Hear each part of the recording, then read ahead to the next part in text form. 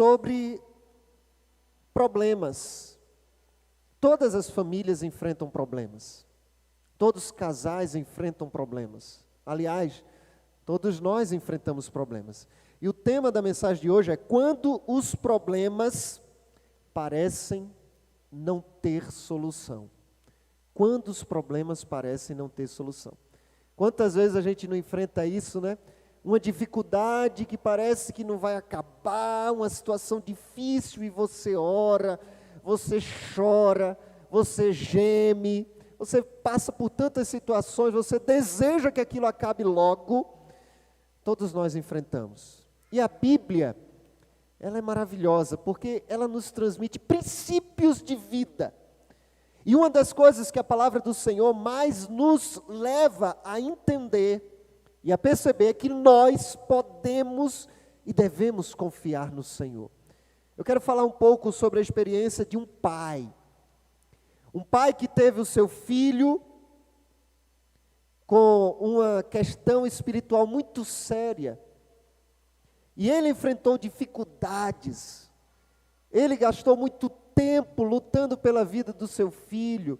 Ele buscou os discípulos de Jesus, mas também não teve uma solução até que ele se encontrou com Jesus. O texto de Marcos capítulo 9, a partir do versículo 14, diz assim a palavra do Senhor: quando eles se aproximaram uns dos outros, dos discípulos, viram numerosa multidão ao redor deles, e os escribas discutiam com eles. E logo toda a multidão, ao ver Jesus, ficou surpresa, e correndo até ele, até Jesus, o saudava. Então Jesus perguntou: o que vocês estão discutindo com eles? E um do meio da multidão respondeu: mestre, eu trouxe até o Senhor o meu filho, que está possuído de um espírito mudo, e este, sempre que a poça dele, lança-o por terra, e ele espuma, range os dentes e vai definhando. Pedi aos seus discípulos que o expulsassem, mas eles não puderam. Então Jesus exclamou: ó geração incrédula, até quando estarei com vocês?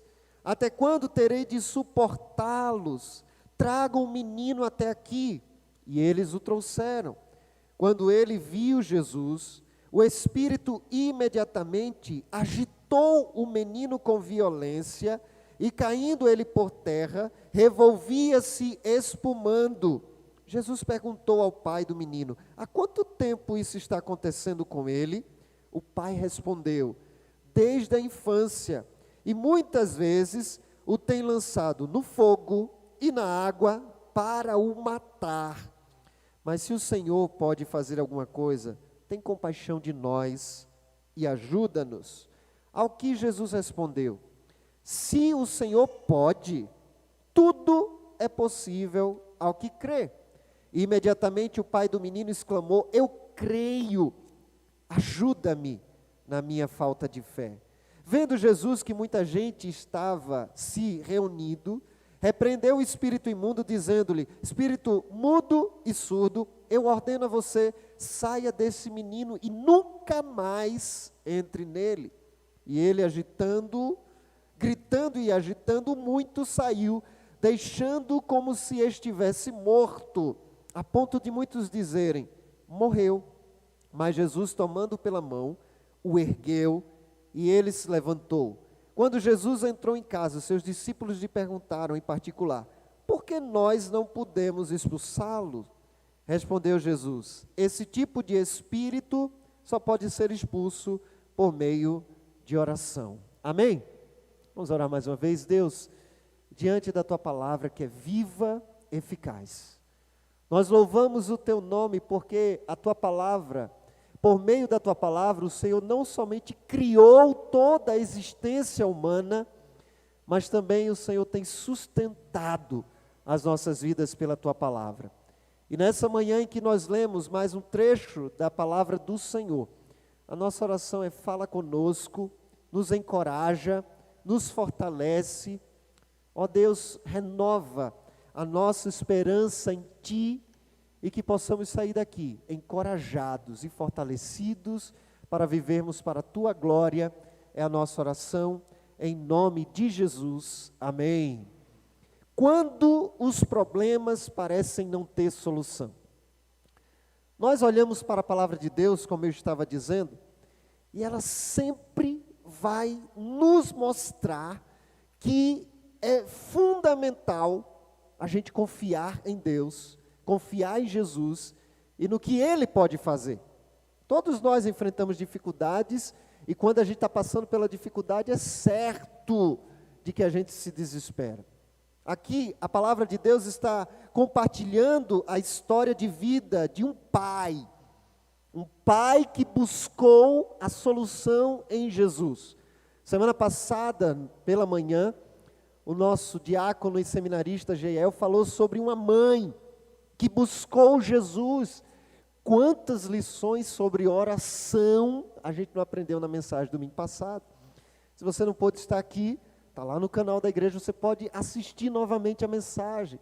Lições extraordinárias. Ora, eu aprendi tanto, anotei tanta coisa ali, de tantos motivos para a gente parar de orar, e ao mesmo tempo, tantos motivos que a palavra de Deus nos mostra e nos encoraja a permanecer em oração. Quando nós olhamos então para a vida deste homem, ele foi até Jesus desejoso de que seu filho fosse salvo, seu filho fosse transformado, a situação dele mudasse. Ele foi clamar por Jesus desesperado, ele estava enfrentando uma situação difícil. Imagina você vendo seu filho já com determinada idade, talvez ele estava aqui como adolescente ou um jovem, e aí, quando Jesus pergunta desde quando ele está sofrendo isto, e Jesus faz essa pergunta no versículo 21, e o pai responde, desde a infância. E a primeira coisa que a gente percebe, quando nós estamos enfrentando qualquer tipo de dificuldade, de luta, é que o fator tempo, ele é um fator fundamental para a nossa desistência. Para a nossa desistência. Desistência na oração, desistência em confiar no que Deus pode fazer. Quanto mais a gente sofre, quanto mais a gente passa um tempo passando pelo problema, mais a gente fica com vontade de eu vou desistir, eu vou perder a esperança, eu não quero mais confiar. Mas a primeira lição que eu aprendo aqui, olhando para a vida deste homem, é que quando os problemas parecem não ter solução, confie, Deus tem o tempo certo. Somos convidados pela vida e pela experiência desse homem a confiar em Deus. Mas não é só dizer, eu confio em Deus. Não é só afirmar, eu tenho esperança em Deus. É você confiar também que Ele tem o tempo certo. Ele tem a hora certa de agir. Porque muitas vezes a gente diz assim, olha, eu confio em Deus, mas olha, está demorando demais. E parece que a gente fica imaginando que Deus não está nos ouvindo. Quando passamos por problemas, tudo parece demorar demais. E aí, quando nós olhamos para esse pai, a gente pode ver que ele experimenta muitas vezes o que nós passamos, que é a situação de dizer, eu já não posso fazer mais nada. Eu já não posso fazer mais nada. A Bíblia mostra muitas histórias assim. A mulher do fluxo de sangue, que tinha por 12 anos hemorragia, já tinha gastado todo o seu dinheiro com os médicos, tentando uma solução, tentando uma melhora na sua saúde. Ela procurou Jesus, já quase sem esperança. E naquele toque em Jesus, ela teve a sua vida transformada. Por que a Bíblia nos mostra essa história dessa mulher? Porque a Bíblia está nos dizendo assim, olha, ainda que você já tenha perdido toda a esperança, eu acho que meu microfone está com algum problema. Vou pegar um outro aqui, deixa eu pegar esse do Alcides aqui. Vamos fazer um teste aqui. Oi. Ainda que você perceba, parece que você tenha perdido toda a sua esperança. Obrigado.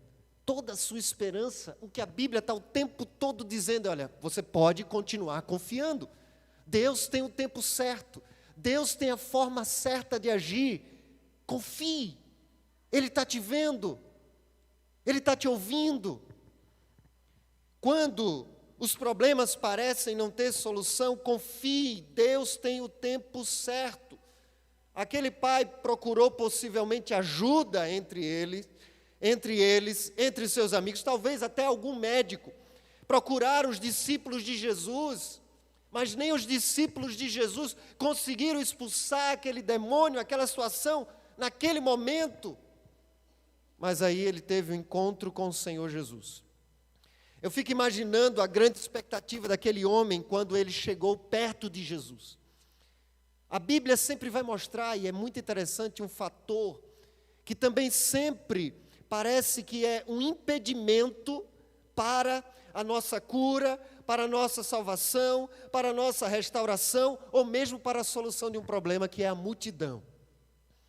Se você parar para observar, sempre que se fala de uma cura, eu preguei domingo passado à noite sobre Zaqueu, e um dos problemas de Zaqueu chegar até Jesus era exatamente a multidão, era a sua altura, mas era a multidão. E aqui também diz que numerosa multidão estava ali ao redor dos discípulos, havia uma confusão. E Jesus chega e pergunta, o que é que está acontecendo, o que é que vocês estão discutindo? E o versículo 17 diz, no meio da multidão respondeu. Há uma grande diferença na Bíblia, e o Novo Testamento sempre mostra isto, a diferença entre nós sermos multidão e discípulos. Multidão e alguém que deu um toque, ou teve um toque especial de Jesus. A minha pergunta nessa manhã, talvez você esteja experimentando uma vida cristã apenas na multidão, seguindo a multidão, seguindo o fluxo, mas sem ter tido ainda o toque especial de Jesus na sua vida. Ninguém na multidão havia conseguido resolver o problema daquele homem. Os discípulos tentaram, mas nada aconteceu. Eles colocaram as mãos sobre o menino, mas nenhum efeito mudou a história daquele menino. Às vezes, em nossa caminhada, as situações parecem demorar demais a serem resolvidas. Mas é preciso lembrar que nem sempre as coisas acontecem do nosso tempo, do nosso jeito, mas no tempo de Jesus. E do jeito de Jesus ela é sempre melhor, sempre melhor. Deus sempre age na hora certa. Eu lembro na história de Lázaro. A palavra do Senhor vai narrar, e você pode marcar a sua Bíblia aí, em Marcos 9, mas seguir um pouco para o texto de João, capítulo 11, quando a palavra do Senhor vai narrar a vida de Lázaro, a morte de Lázaro, a enfermidade. E a palavra do Senhor em João capítulo 11 diz assim, um homem chamado Lázaro estava doente. Ele era de Betânia, da aldeia de Maria e de sua irmã Marta. Esta Maria, cujo irmão Lázaro estava doente, era a mesma que ungiu o Senhor com perfume e lhe enxugou os pés com os seus cabelos. Por isso, as irmãs de Lázaro mandaram dizer a Jesus, aquele que o Senhor ama está doente. Ao receber a notícia, Jesus disse, essa doença não é para a morte, mas para que a glória de Deus, para a glória de Deus, a fim de que o Filho de Deus seja glorificado por meio dela. Ora, Jesus amava Marta e a irmã dela, e também Lázaro. Quando soube que Lázaro estava doente, ainda se demorou 2 dias no lugar onde estava. A Bíblia deixa muito claro que Jesus foi anunciado, ele foi informado de que o seu amigo Lázaro estava doente. E Jesus sabia que ele iria morrer. É interessante que quando Jesus vai ao encontro de Marta, de Maria, Lázaro já estava morto há 4 dias. E elas tinham a convicção de que se Jesus tivesse chegado antes, ele teria sido curado. Jesus tinha o poder de curar. Ela já tinha visto isso acontecer com outras pessoas, ela já tinha experimentado. Mas a Bíblia está dizendo que, de certa forma, Jesus se demorou de forma proposital. Jesus não foi antes, não curou. Por quê? Porque ao invés de curar Lázaro, Jesus ressuscitou Lázaro. E aí a gente percebe como Jesus estava dizendo, com essa lição, que muitas vezes a gente tem uma expectativa de Jesus, mas Ele tem algo muito melhor para nós. Mas às vezes isso demanda tempo, demanda a gente ter perdas, para depois a gente ver a ação de Deus na nossa vida. Eu lembro, no aniversário da nossa filha Alice, agora no dia 28 de abril, mês passado, isso foi muito interessante.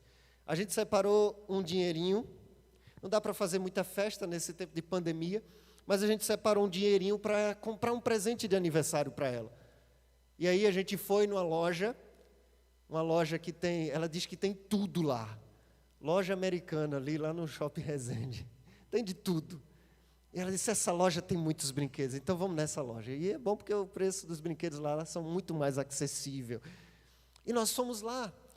E aí Milane disse para ela assim, filha, olha, escolhe o seu presente.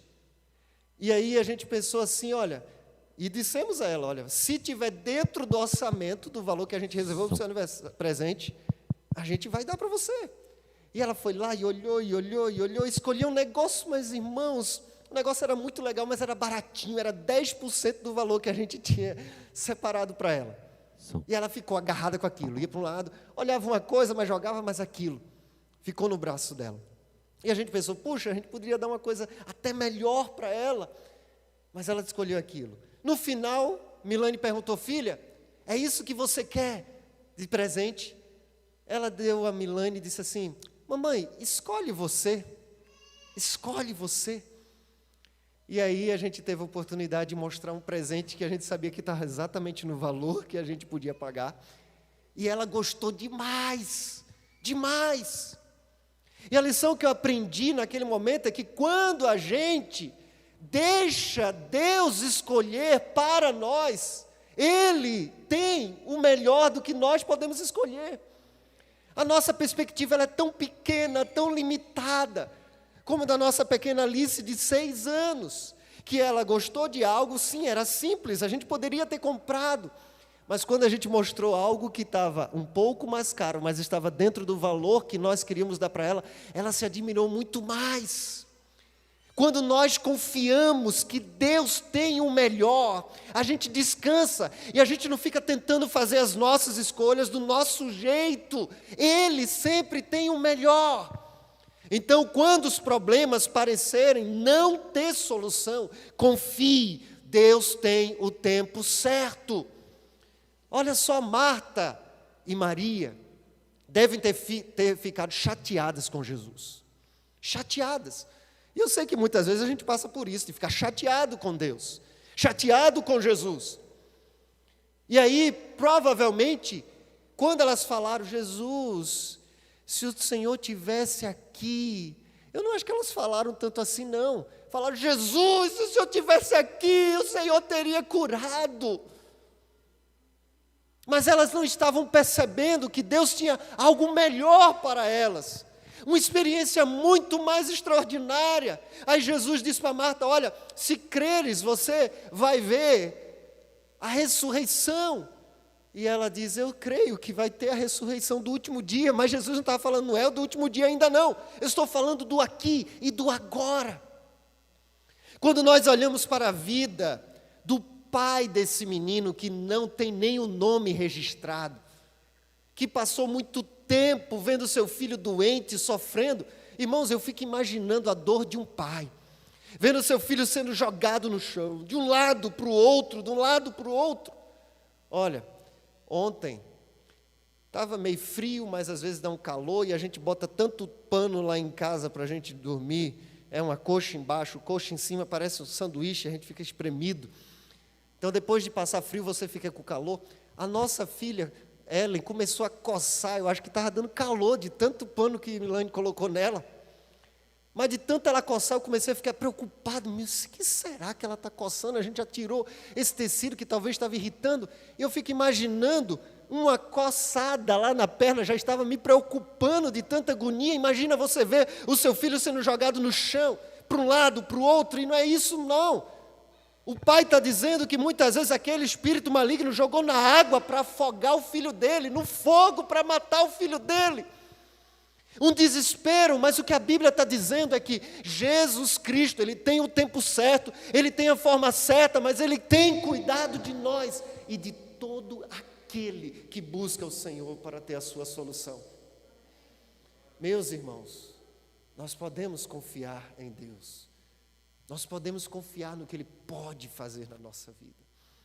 Muitas vezes nós ficamos pensando, se Jesus viesse antes, se Jesus tivesse agido antes, mas devemos confiar que Deus tem o seu tempo certo. Quando Ele age, Ele sempre dará o melhor do que nós imaginávamos. Lázaro não foi apenas curado, ele foi ressuscitado. Quando tudo estiver na sua vida parecendo que está demorando, você precisa confiar que Deus tem o tempo certo para agir na sua vida. Um grave erro de muitos de nós,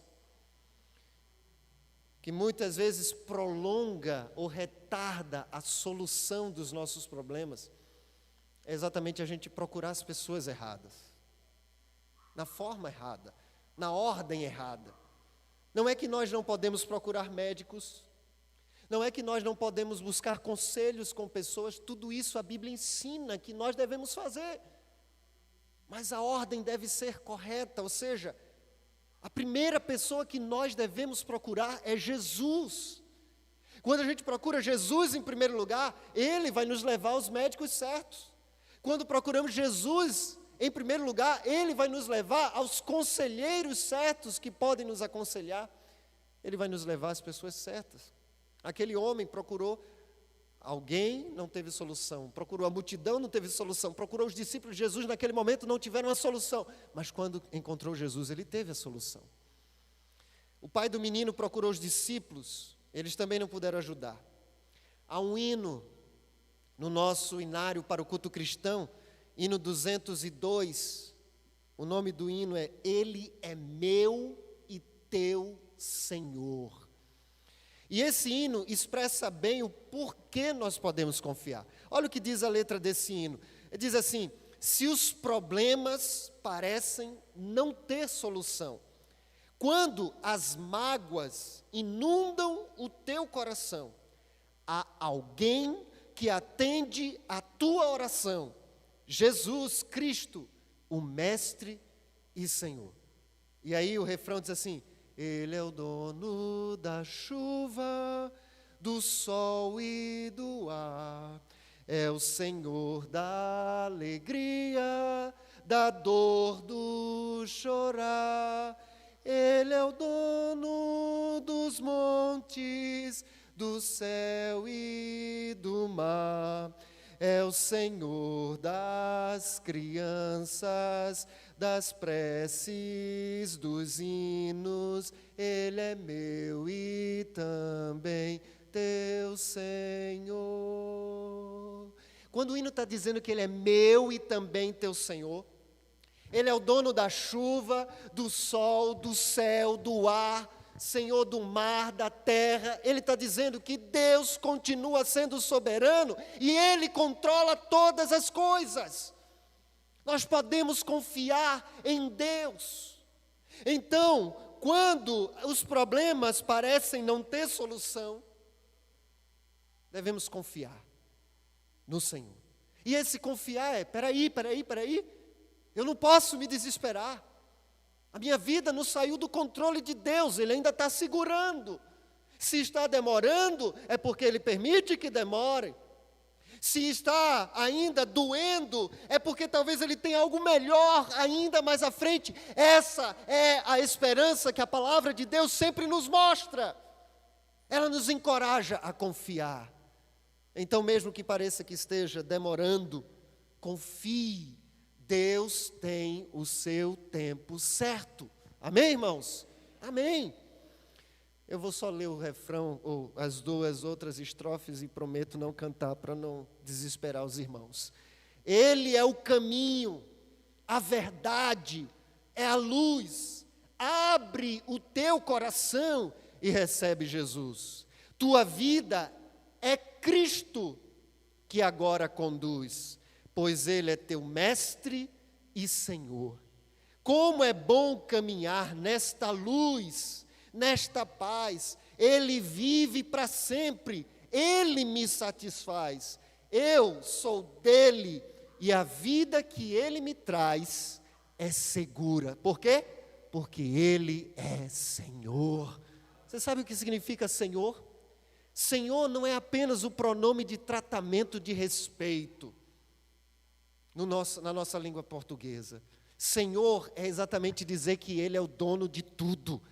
Ele é o rei, Ele é soberano, Ele está no controle, e ainda que tudo possa estar desabando ao nosso redor, Ele continua sustentando todas as coisas. Podemos confiar e devemos descansar. Então, quando tudo estiver difícil, meu irmão, cante, cante, cante. Eu já disse umas 500 vezes, até os irmãos enjoarem de mim, eu vou voltar a dizer. Eu gosto demais daquela música da Cassiane. Então louve, simplesmente louve. Está sofrendo, louve. Precisando, louve. Está chorando, louve. Não importa, louve. O seu louvor invade o céu. Então devemos louvar. Em segundo lugar, quando nós olhamos para a vida deste homem, Jesus pergunta quanto tempo isso acontece no versículo 21. E o versículo 22 ele diz assim: desde a infância, é o final do versículo 21, e muitas vezes o tem lançado no fogo e na água para matar. Olha o que o pai faz com Jesus agora. Aí o pai daquele menino diz: se o Senhor pode fazer alguma coisa, tenha compaixão de nós e ajuda-nos. Ou seja, quando os problemas parecem não ter solução, em segundo lugar, transforme a sua dor em clamor. Transforme a sua dor em oração. Ao invés de ser murmuração, transforme em oração. Nós temos uma tendência muito humana de quando passarmos pelo sofrimento, pela dificuldade, a gente reclama. A gente reclama. Ontem, por exemplo, a gente chegou em casa, depois de ter realizado algumas atividades aqui, no final da noite, a gente chegou em casa, estava aquele frio de matar nordestino, né? Coisa bem particular. E aí a gente estava tirando algumas coisas do carro, aí a minha filha, Alice, foi tirar também, ela saiu de casa, mas já foi descalça. Eu, minha filha, você está descalça nessa neve? Mas ela estava tossindo de manhã. E ela fez, aí virou as costas. Ops, volta, meia volta a mover, volta aqui. Por que você está reclamando? Por que você está reclamando? Eu estou protegendo você. Você lembra que você estava tossindo de manhã? E esse pé gelado aí, esse pé no chão? Quantas vezes, irmãos, Deus está protegendo a gente. Deus está cuidando da gente, e a gente faz a mesma coisa. Por que Deus está fazendo isso na minha vida? Por que Deus me deu essa bronca ou essa direção? Meus irmãos, quando os problemas parecem não ter solução, transforme a sua dor em clamor, em oração, ao invés de ser reclamação. A nossa tendência desde criancinha é reclamar, reclamar e reclamar. Eu gosto muito dos salmos. Os salmos são orações, os salmos são cânticos, os salmos são desabafos, os salmos são palavra do homem desabafando com Deus, mas que por ser palavra de Deus está autorizada para ser a nossa oração também. Quer ver? abra sua Bíblia em Salmo 54.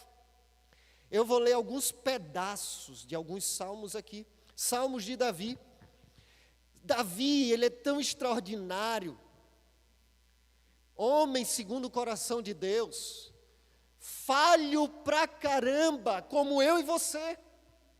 Mas que sempre era sincero com Deus. Desabafava com Deus. E enquanto ele desabafava com Deus, Deus também tratava ele. Então veja, o Salmo 54 é um salmo de Davi, quando ele está escondido, fugindo de Saul, entre o povo, os zifeus, e os zifeus vão lá e dizem: Saul, olha, Davi está escondido entre nós. Olha o problema de Davi. Davi não fez nada com Saul, mas Saul vivia o tempo todo perseguindo Davi. Davi se esconde entre um povo, e esse povo vai lá e diz: ó, ele está entre nós, denunciou ele. Aí eu e você dizem o seguinte: olha que povo infeliz, né? Vou matar esse povo todinho. Quantas vezes Davi, um homem de guerra, cheio de soldados, podia ter matado aquele povo, ou reclamado. O que é que ele faz? Ele transforma o problema dele em clamor. Aí vai: ó Deus, salva-me pelo teu nome, e faze-me justiça pelo teu poder. Escuta, ó Deus, a minha oração, dá ouvidos às palavras da minha boca. O salmo todo ele vai orando. Eu vou ler agora só o versículo 6. Oferecer-te-ei voluntariamente sacrifícios, louvarei o teu nome, ó Senhor, porque é bom, pois me livrou de todas as tribulações, e os meus olhos se encheram com a ruína dos meus inimigos. Ou seja, aqui ele já está louvando a Deus em confiança. Ele começa uma oração desabafando, e ele termina já louvando. Por quê? Quando a gente ora, Deus vai mostrando o que Ele está fazendo na nossa vida e como Ele está nos protegendo. Tem muita gente que tem uma má impressão da oração. Tem muita gente que acha que a oração é a gente falando com Deus. Não é só isso. Quando a gente está orando, Deus está falando com a gente também.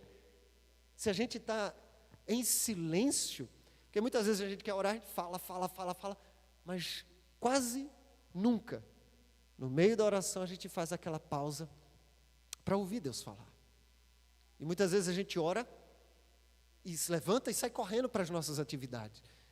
E a gente colocou um monte de perguntas diante de Deus, Ele ia responder, mas você saiu, foi se encher de atividade. Então a oração, ela é uma via de mão dupla. A gente fala com Deus, e Deus também ministra no nosso coração, Ele fala conosco. Mas não foi um salmo não. Olha o 55, e aí quando você estiver em crise de problema, pode ler o 55, 54, 56, 57, 58, você vai ter várias orações para fazer aqui.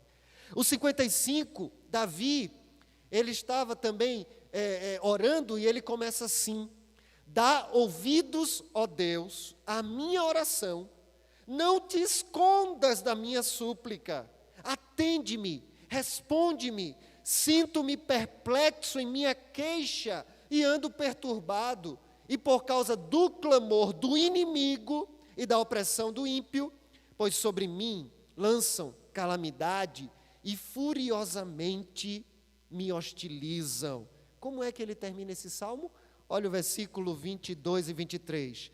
Confia os teus cuidados ao Senhor, e Ele te sustentará.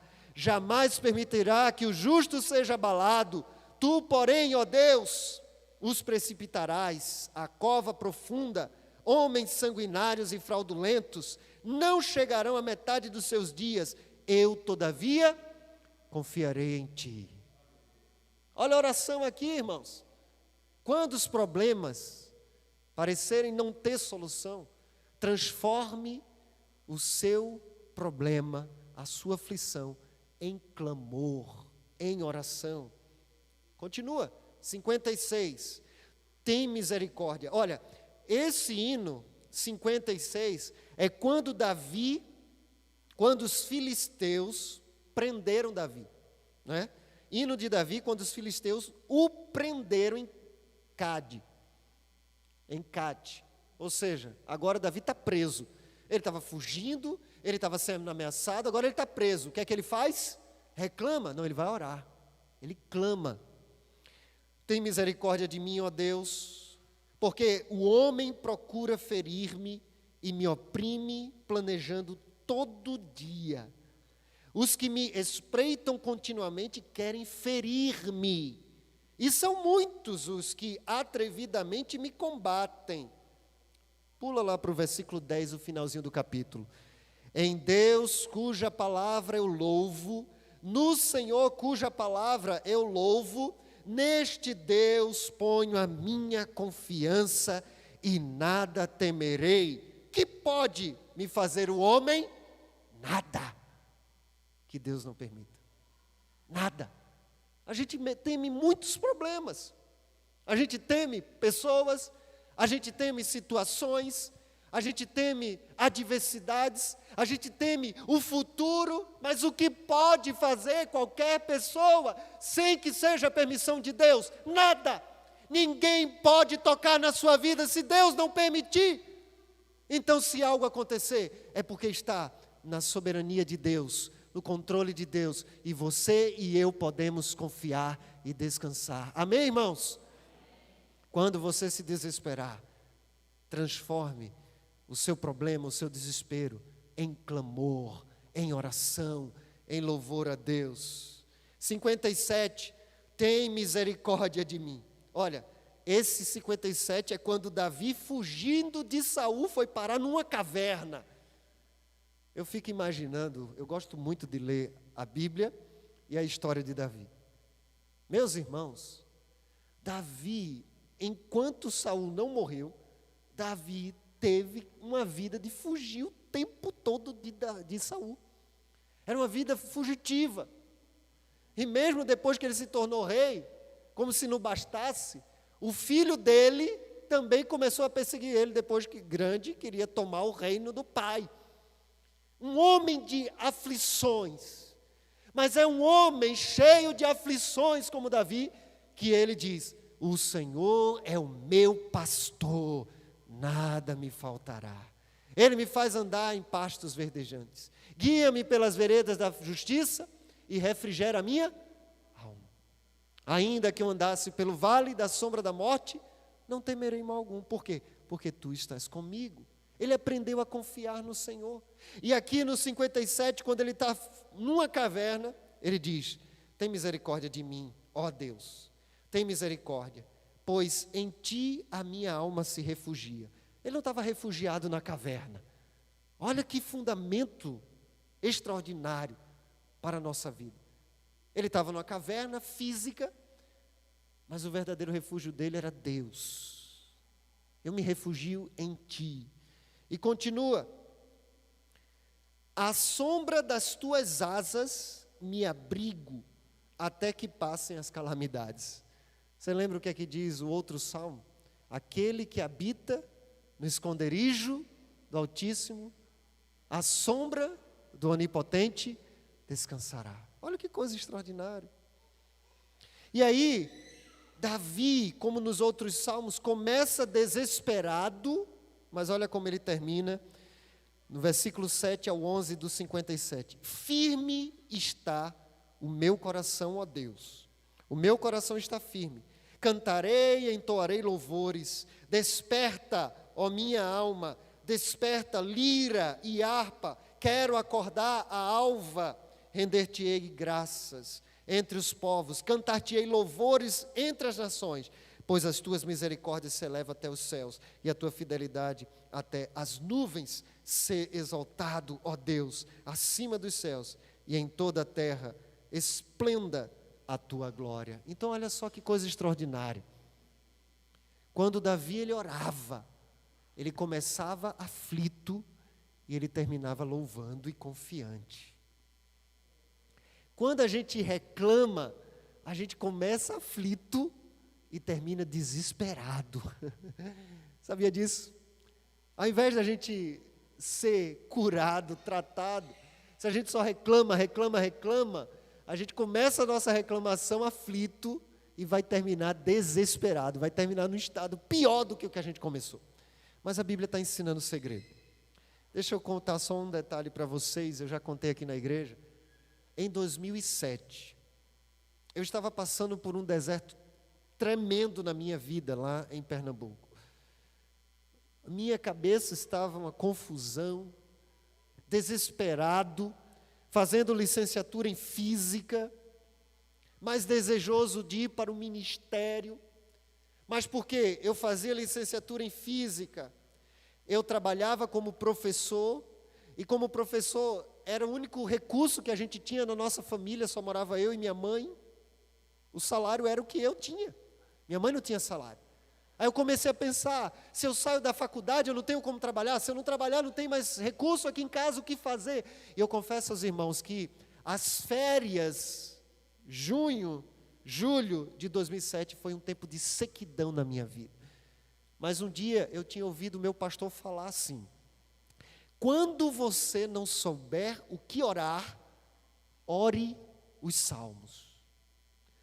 E eu lembro de vários dias que eu me ajoelhei e não saía uma palavra. E eu ficava de joelho. Eu dizia: Deus, eu não tenho uma palavra a dizer, mas eu vou ficar aqui. Até o dia que eu lembrei dessa palavra do meu pastor: ore os salmos. Eu me ajoelhei, também não tinha nenhuma palavra. Aí eu abri, Salmo 1, vou começar, Jesus. Salmo 1, bem-aventurado o homem que não anda segundo o conselho dos ímpios, não se detém no caminho dos pecadores, nem se assenta na roda dos escarnecedores, antes o seu prazer está na lei do Senhor, e na sua lei medita de dia e de noite, pois será como a árvore plantada junto a ribeiros de águas, a qual dá o seu fruto na estação própria, cujas folhas não caem, e tudo quanto fizer prosperará. Não são assim os ímpios, mas são como a moinha que o vento espalha.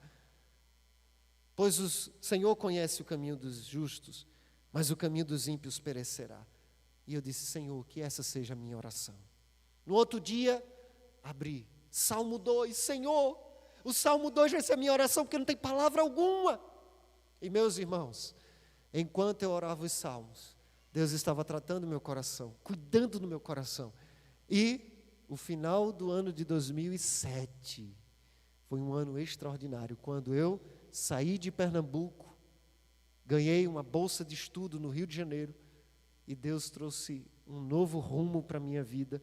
Ele respondeu às minhas orações. Quando os problemas parecem não ter solução, transforme o seu problema, o seu clamor, o seu desespero, a sua dor em oração. É o que esse pai fez. A palavra de Deus, então, ela nos motiva todo seguidor de Jesus a continuar insistindo na oração, mesmo quando tudo parece perdido. Quando aquele homem se encontrou com Jesus, ora, ele já tinha pedido os discípulos para orarem por ele, e não teve nada de resultado. E quando Jesus perguntou: o que está acontecendo? Ele podia dizer: nada, eu já tentei de tudo, e eu desisto, vou para minha casa. Não, ele falou para Jesus: olha, o que está acontecendo é que meu filho é afligido, eu trouxe para os teus discípulos, também não teve solução, mas Jesus trouxe a solução. Mesmo no meio do barulho, da multidão, e ainda que a busca daquele pai não tenha dado certo na primeira tentativa, ele não desistiu de clamar. Ele disse a Jesus: se tu podes fazer alguma coisa, tem compaixão de nós. Foi o que ele disse. A multidão não foi capaz de sufocar o clamor daquele pai, ele recorreu a Deus, a Jesus. E talvez tem muitas coisas tentando sufocar o seu clamor, mas você tem que insistir. Você pode transformar toda a sua dor em clamor. Ele, Jesus, quer te socorrer. Ele quer ajudar. Ele traz a ajuda para nós. É interessante que a mesma narrativa dessa história, sendo contada por Lucas, ela agrava mais ainda a situação, porque lá no livro do Evangelho de Lucas diz que aquele era o único filho daquele homem. Então, se já havia uma dor, um sofrimento por causa da dificuldade de ver aquela situação, ele ainda era o filho único, o que agrava mais ainda. Então, quando a gente pensa que a gente está passando por situações difíceis, elas podem ainda parecer mais difícil ainda, se a gente não buscar a solução em Jesus. Ele é a nossa solução. Independentemente da causa que havia deixado o menino naquele estado terrível, o fato é de que ele estava muito mal. Jesus não fica tentando, qual foi a razão, a causa? Não. Ele vai lá e ele salva aquele menino. A dor daquele homem transformou-se em clamor e Jesus atendeu. Se nós transformarmos as nossas dores em clamor, certamente Jesus Cristo nos atenderá. Amém? Foi isso que aconteceu na vida de Davi também. Então, quando os problemas parecem não ter solução, confie. Deus tem o tempo certo, Ele tem o melhor. Quando os problemas parecem não ter solução, transforme a sua dor em clamor. E por último, quando os problemas parecem não ter solução, creia em Jesus. Creia. Olha para o versículo 23 e 24. Ao que Jesus respondeu para aquele homem: se o Senhor pode, tudo é possível ao que crê.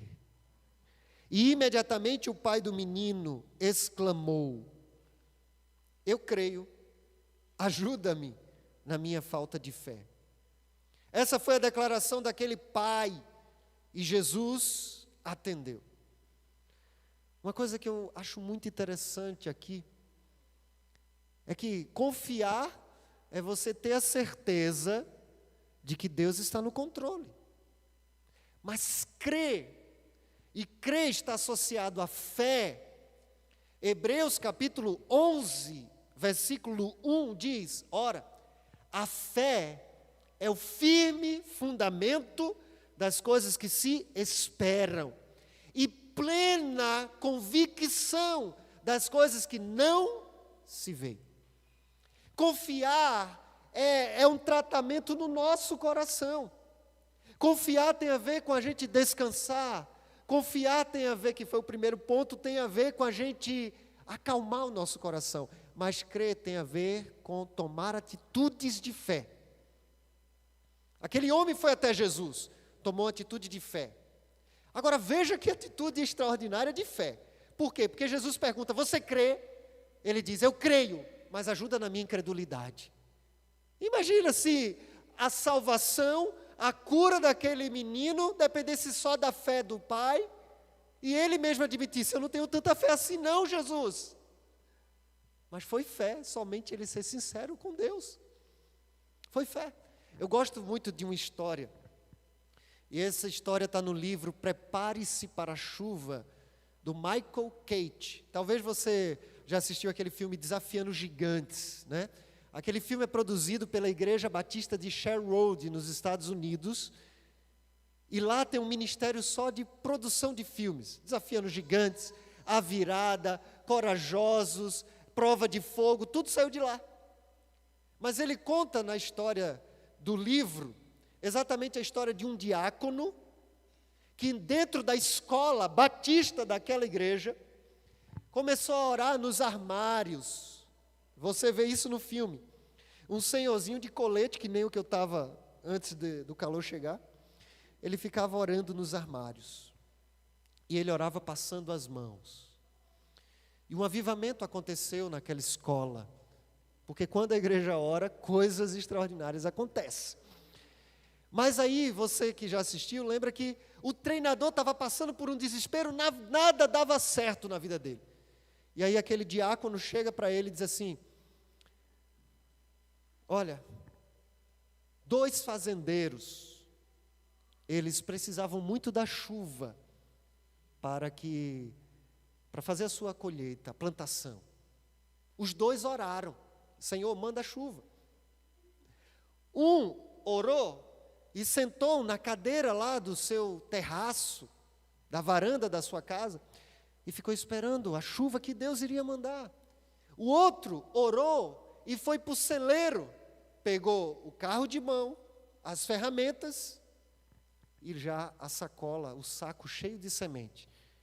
E ele perguntou: qual desses 2 estava de fato acreditando que iria chover, que Deus iria mandar chuva? E aí aquele treinador diz: esse segundo que foi pegar todo o material. E ele pergunta: e qual deles é você? O que está crendo e já está agindo? Porque a fé é o firme fundamento de coisas que a gente espera. É plena convicção de coisas que a gente não está vendo, mas a gente crê que vai acontecer. Sabe? Muitas vezes a gente não age assim, a gente ora, Senhor. Eu lembro, e eu contei isso terça-feira, umas 3 terça-feiras atrás. Uma vez a gente estava morando numa casa, e aquela casa estava dando muito mofo. Muitas casas aqui em Resende, algumas nesse lado de cá, tem infiltração, né? E ela estava dando muito mofo, e lá em casa, eu sou alérgico, todo mundo é alérgico. Uma vez eu fui fazer um exame de alergia, o médico disse: olha, se der até 100, porque você está mais ou menos, mas passou de 100 já é um problema. Fiz o exame e o meu deu 400. Eu disse: descobri que eu sou alérgico. Eu já sabia, né? A gente começou: Senhor, precisamos de uma casa. E começamos a andar. E a gente não achava uma casa que se encaixava com o orçamento, uma casa que fosse num lugar legal, perto da igreja. A minha esposa disse assim: quer saber? Estamos orando? Estamos. Então vamos começar a arrumar a mudança. A gente ia no mercado e toda vez que a gente ia no mercado, a gente trazia uma caixa e começava a embalar as coisas. Não tinha casa, não tinha nenhuma que a gente tinha achado, começamos a embalar. Resultado, na semana seguinte a gente achou a casa e a gente está morando nela até agora. Sabe? Você crê? Então comece a agir na convicção de que você vai receber aquilo que você está orando. Deus honra a nossa fé quando a gente está fazendo aquilo que a gente sabe que Ele quer fazer na nossa vida. Aquele homem foi sincero com Deus. Ele disse: olha, eu creio, mas ajuda a crer. E não tem como a gente ser mascarado com Deus, não. Eu vou falar um pouco sobre isso na mensagem da noite também. Hoje à noite eu vou falar sobre quando Jesus visita a nossa casa, lá na viúva de Sarepta. E ela foi sincera com Jesus. Da mesma forma que esse homem aqui: olha, eu creio, mas eu duvido. Eu creio, mas eu não creio tanto. Mas eu creio, mas eu não tenho nenhuma outra solução, é só o Senhor Jesus. E Jesus agiu naquela fé daquele homem. Quantos de nós hoje também não estamos experimentando angústias por nossos filhos, por nossas famílias? Quantas famílias estão sofrendo? Quantos pais estão chorando? Quantos filhos estão chorando pelos seus pais? Quantas mães não ficam até tarde da noite chorando, esperando que seu filho chegue da balada? Eu lembro de um casal lá de Pernambuco. Que aquele casal de diáconos sempre foi um referencial para a minha vida. E eles têm 4 filhos, homens. E um deles, todos criados na igreja, decidiu viver a vida do jeito que ele queria. E ele já se reconciliou, é uma bênção do Senhor, professor da escola dominical, extraordinário. Mas uma vez eu vi ele contar o testemunho que uma das coisas que mais marcava a vida dele é que quando ele chegava em casa, de madrugada, que ele passava para o quarto dele, estava lá o pai e a mãe dele, ainda de joelhos, orando pelo seu filho. Meus irmãos, nós podemos confiar, mas devemos crer que nós teremos as respostas que Deus quer para a nossa vida. Vai chegar a hora da resposta, mas muitas vezes essa hora chega também para nós a hora do desânimo, quando a gente quer desistir. Conta-se uma história de uma mãe que pediu uma oração na igreja por um filho que estava se envolvendo com pessoas erradas. Ao passar do tempo, o rapaz não apresentava nenhuma melhora. A mãe pediu oração na igreja e nada acontecia.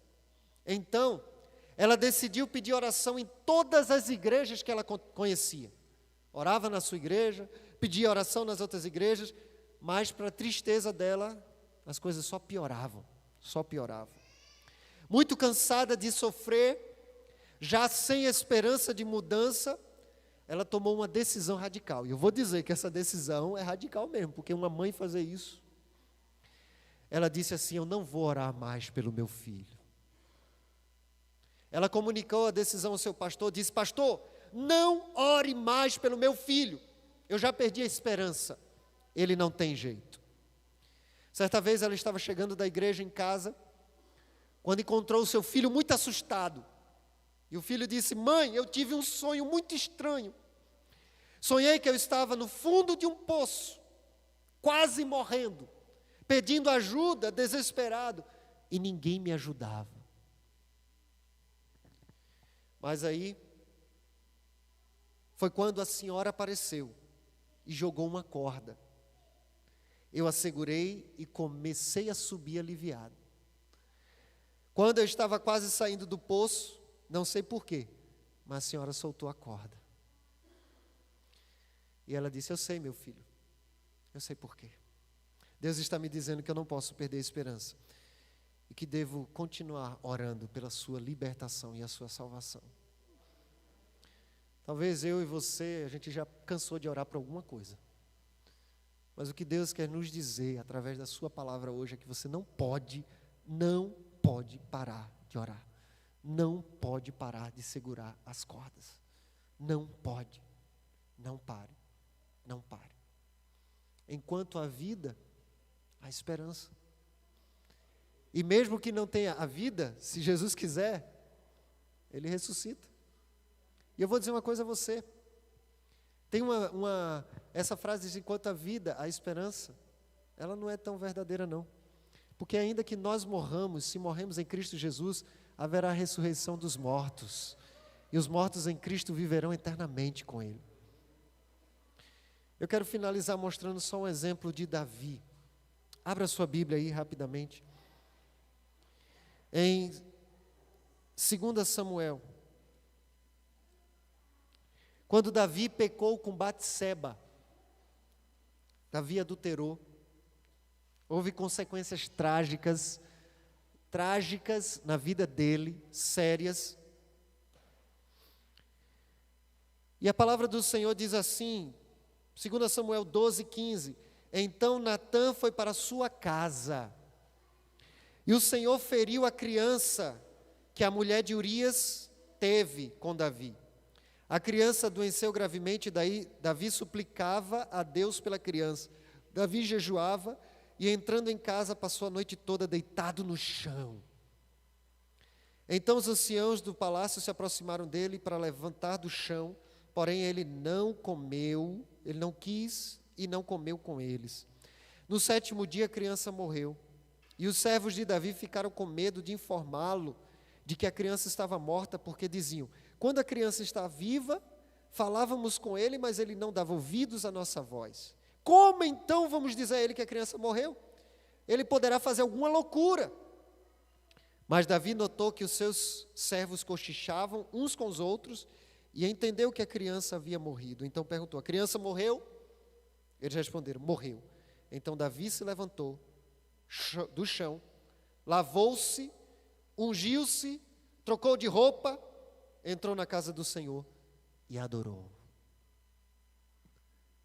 Os servos de Davi ficaram com medo de avisar. O medo era: se agora a criança doente, ele está desesperado assim, se a gente disser que morreu, pronto, agora ele vai fazer uma loucura. Não. Davi sabia que enquanto havia vida no menino, ele tinha que estar orando. Talvez você já esteja desanimado de orar por algum motivo de oração. Talvez seja o seu esposo, a sua esposa, seus filhos, ou seus pais, algum parente. Mas o que a palavra de Deus está nos dizendo é: hoje é dia de continuar orando e confiando no Senhor. Orando e confiando no Senhor.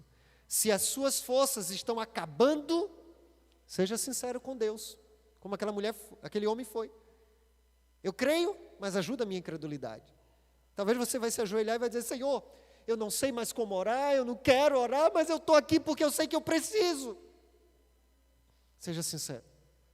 Se lhes faltam as forças, faça como aquele pai, clame: eu creio, ajuda na minha incredulidade. Vamos orar, para que Deus nos ajude a sermos perseverantes na oração. E por fim, como conclusão, confie no tempo e no melhor de Deus. Transforme a sua dor em clamor. O que quer que esteja afligindo o seu coração nesse dia, faça como aquele pai, clame. E mesmo que a multidão tente sufocar você, mesmo que as tentativas anteriores não tenham dado certo, E ainda que pareça demorado demais, simplesmente clame a Jesus. Vamos orar para que Deus salve os filhos, Deus salve nossos pais, nossos irmãos, nossos primos, tios e tias que ainda precisam se encontrar com o Senhor. Ore para que o Senhor também nos ajude a compreender a sua vontade e a confiarmos, crermos que a vontade soberana de Deus, ela é boa, ela é perfeita e ela é agradável, independentemente de nós. Vamos orar. Ah, Deus, como é maravilhoso ver na Tua palavra a experiência de homens e mulheres que foram transformados pelo Senhor. E nessa manhã, ó Deus, nós queremos nos derramar mais uma vez na Tua presença. O Senhor sabe o quanto eu tenho clamado pela vida do meu pai, pela vida dos meus primos que ainda não Te conhecem. Sei que irmãos aqui estão clamando pelos seus parentes também. Talvez amigos, irmãos. Ah, Senhor, a nossa oração é: salva, Senhor, os nossos. Salva, Senhor, aqueles que estão tão perto de nós, mas talvez estejam tão longe do Senhor. E faz, Senhor, a cura, o milagre que nós precisamos. E os problemas, ó Deus, que estamos enfrentando, queremos também confiar no Senhor. Queremos transformar a nossa dor em clamor e queremos agir pela fé, na certeza de que o Senhor há de fazer algo em nosso favor. Por isso nós louvamos e engrandecemos o Teu santo nome. É a nossa oração em nome de Jesus. Amém. Amém. Convido os irmãos a ficarem